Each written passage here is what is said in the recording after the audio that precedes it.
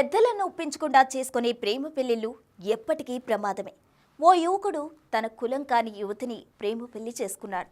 తక్కువ కులం వాడిని చేసుకుందని అవమానంగా భావించిన యువతి కుటుంబ సభ్యులు గ్రామస్తులతో కలిసి అమానుషంగా యువతితో పాటు యువకుడి కుటుంబాన్ని గ్రామం నుంచి బహిష్కరించారు.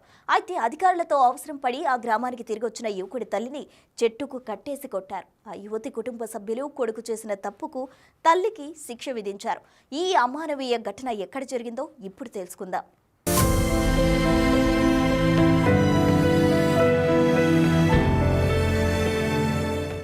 కర్నూలు జిల్లా పెద్దకడవూరు మండలం కల్లకుంటలో దారుణం చోటు చేసుకుంది.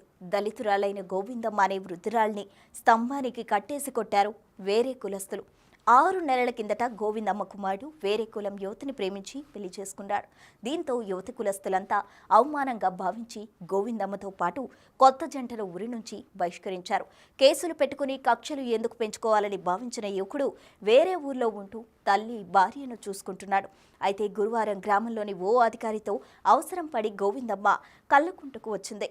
ఇది గమనించిన యువతి కుటుంబ సభ్యులు గోవిందమ్మను పట్టుకుని స్తంభానికి కట్టేసి చితకబాదారు. చుట్టుపక్కల వాళ్ళు ఈ దారుణాన్ని చూస్తూ కూడా విడిపించలేకపోయారు.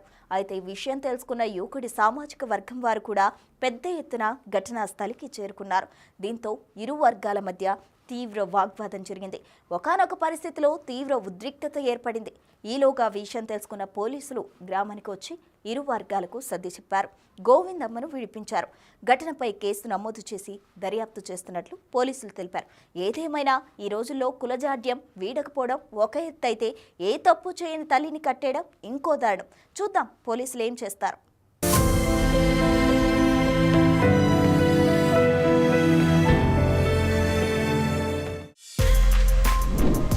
For more videos like this, subscribe Big TV channel.